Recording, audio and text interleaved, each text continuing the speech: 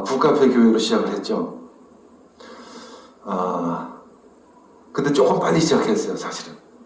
그때 에스프레소 기계, 이태리에서 생산된 이 에스프레소 기계를 이제 중고를 하나 사다가 굉장히 좋은 거였었어요. 중고 사다가 내가 에스프레소 그 커피도 만들어가지고 팔고 그랬었는데 5년만 전에 좀 늦게 했으면 잘 됐을 것 같아요.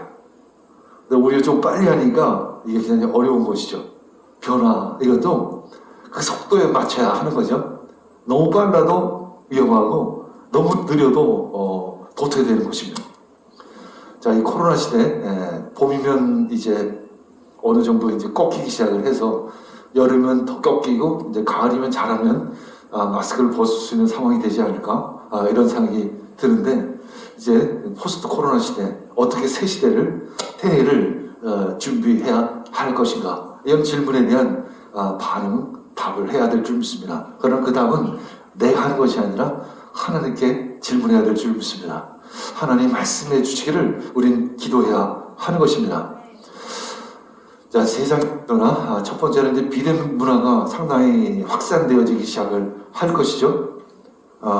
그러나 만남의 문화 역시 함께 할 것입니다. 좀 더 비대면 문화가 조금 더 전에 비해서는 확산되겠죠. 당연히. 두 번째는 그 환경, 바이오, 이런 얘기들 많이 하죠. 친환경 에너지, 이런 등등의 이야기들을 참 많이 합니다. 세상이 많이 바뀔 것입니다. 그래서 우리 한국에서도 이제 한국판 뉴딜 이렇게 해서 디지털 뉴딜하고 그린 뉴딜 두 가지 정책을 시작을 했습니다. 그러나 이게 지금 여러 가지 일들을 동시에 하려고 하는데 사실 그런 다양한 일들을 함께 할 수 있는 정치 리더십이 필요하죠.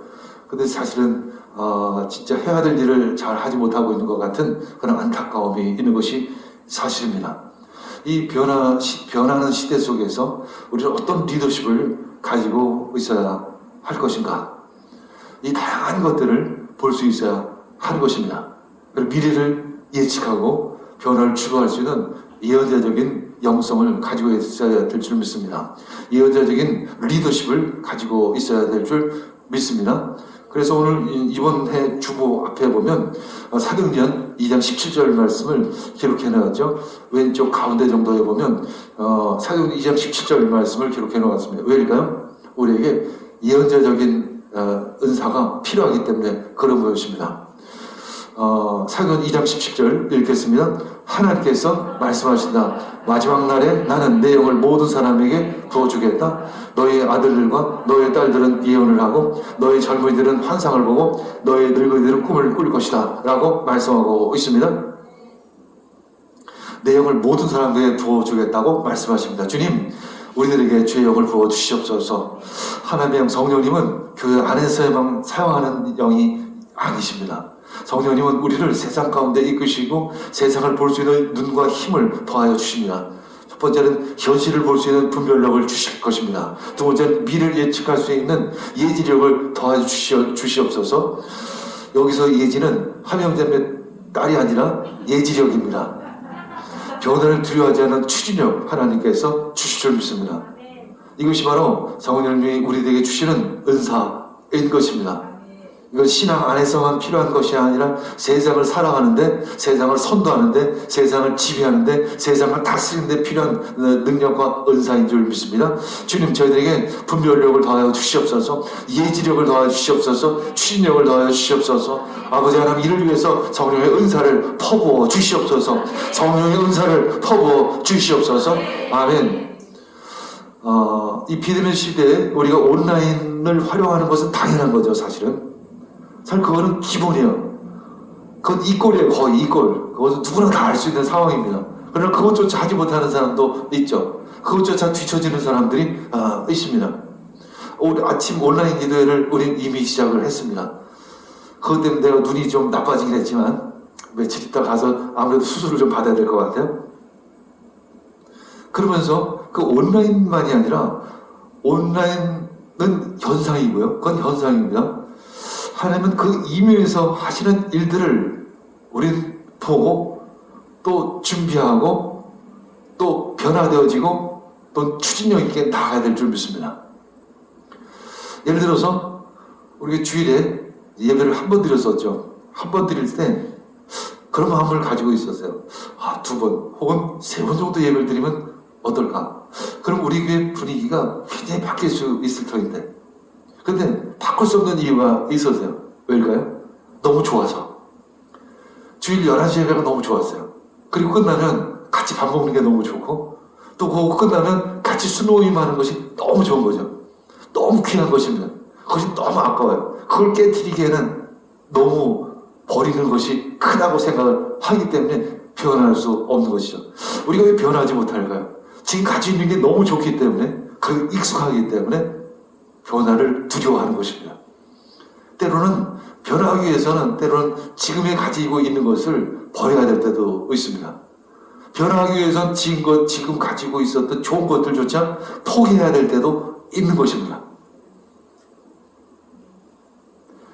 근데 이제 코로나 시대가 오니까 자연스럽게 오후에 찬양 예배가 있으면 어떨까 하는 그런 마음을 주세요. 이것은 온라인과는 관계없는 거죠.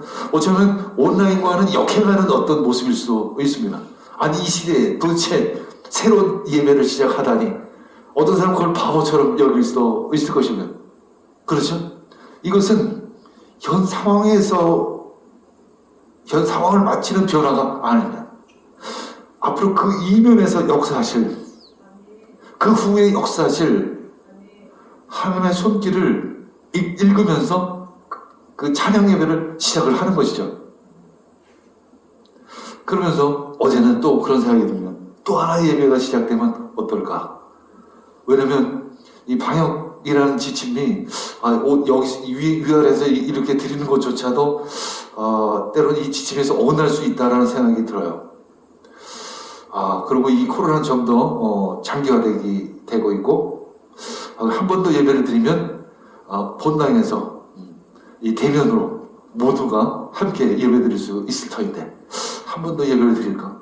그런 생각이 드는 거죠. 전에도 그런 얘기를 했었어요. 그때마다 어떤 반응이냐면 너무 힘들다. 지금 11시 예배가 너무 좋다. 술 모임을 어떻게 하죠? 막 이런 얘기들이 있었어요. 식사는 어떻게 하죠? 지금이 어떻게 보면 변화의 절호의 찬스인 거죠. 그럼 한 번 더 예배를 드리면 어떤 예배를 드릴까? 신령과 진정으로 드리는 예배? 신령한 예배로 드리자. 이런 생각을 끊임없이 하는 그런 꿈을 꾸고 그런 기도를 하는 거죠. 하나님은 도대체 이 코로나 시대 이 배경에서 뒤에서 이 역사의 흐름을 어떻게 잡고 가실까? 우리는 그렇게 기도하는 것입니다. 기독교 신앙은 변혁을 이끌어 왔어요. 세상을 변화시켜 왔습니다. 그것의 하나 운동이 가나안 운동이죠. 가나안 운동의 정신 중에 하나가 개척인 것이죠. 개척은 변화인 것입니다. 개척은 변혁을 이끌어 가는 것이죠. 그것이 청교도 정신이다 이렇게 이야기도 합니다. 그래서 어떤 분은 이 가나안 운동을 청교도 정신에 입각해서 해석하고 연구한 분도 있습니다.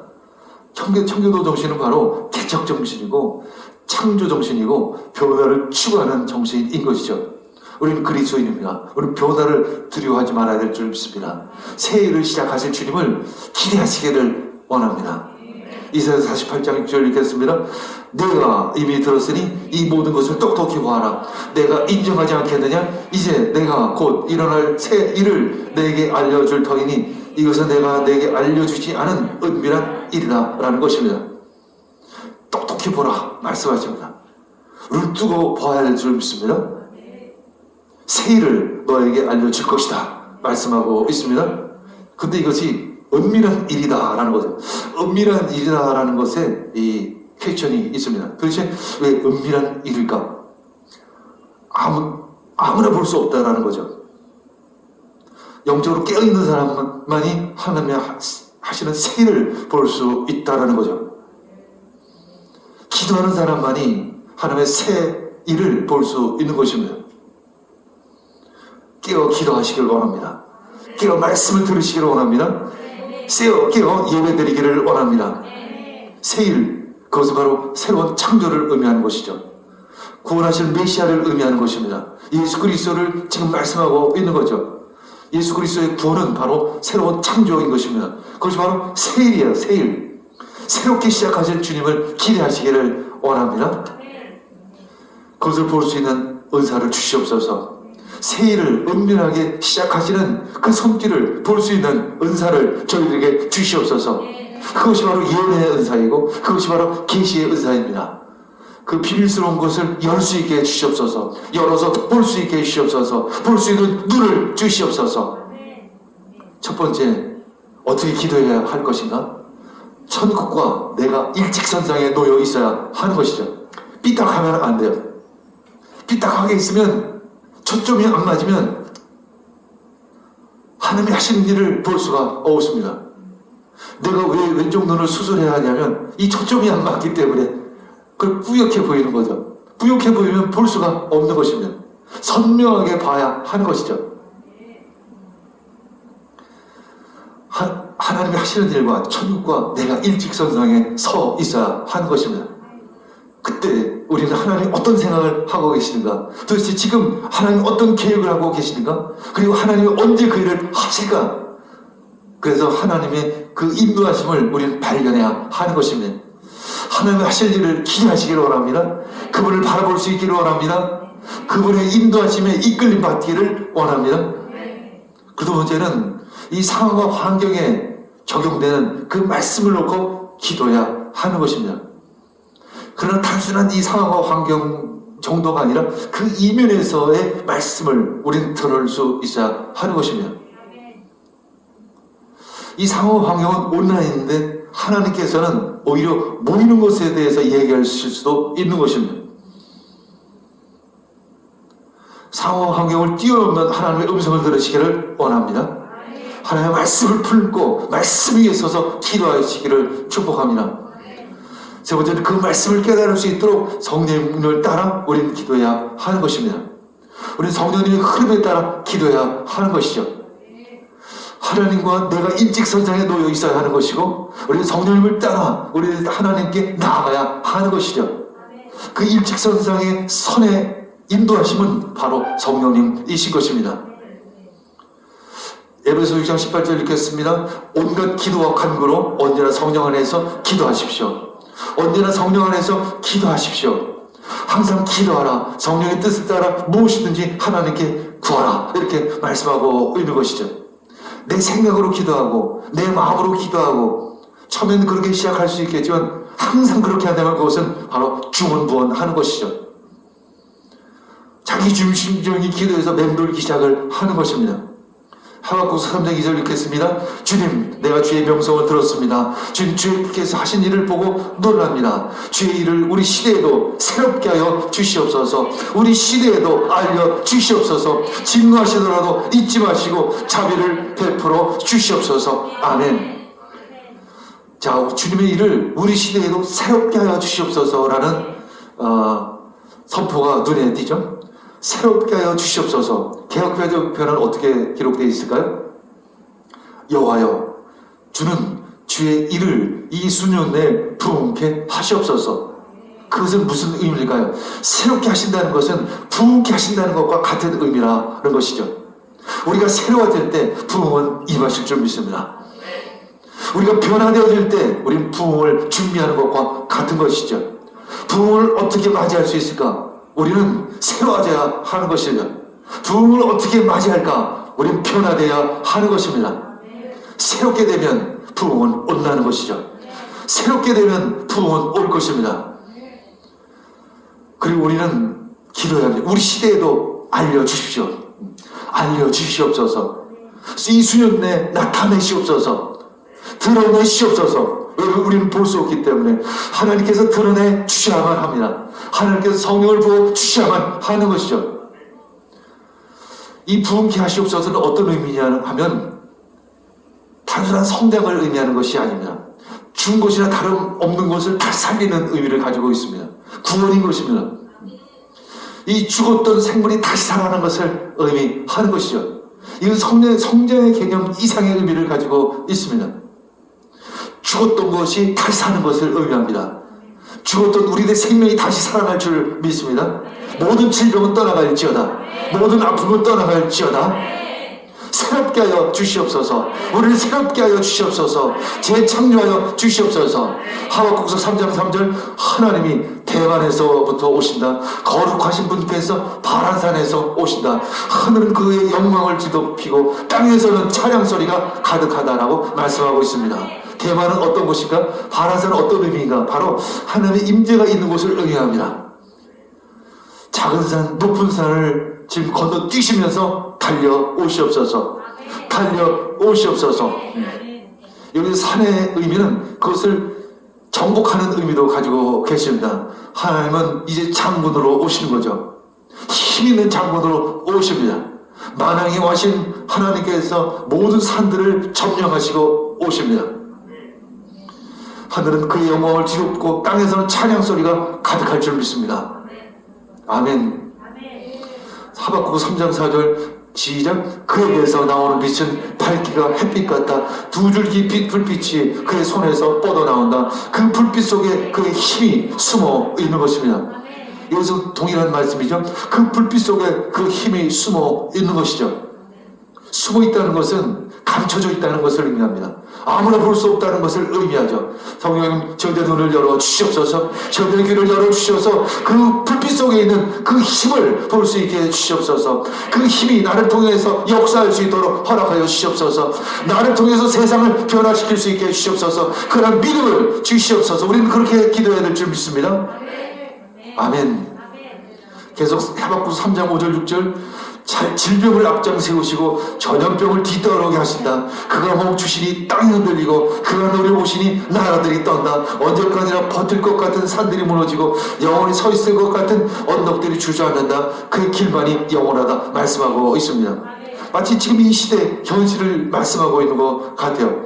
땅이 흔들린다는 건 어떤 의미냐면 심판하신다는 의미를 가지고 있습니다. 어떻게 심판하시냐면 질병을 앞세우고 심판을 하시고 전염병으로 심판하신다는 것이죠. 언제까지나 버틸 것 같은 산들이 무너진다는 것은 그 미국이 그 전염병 하나하나에 흔들리는 것을 우리는 보게 됩니다. 전염병으로 유럽이 혼돈 속에 빠지는 것을 우리는 보는 것이죠.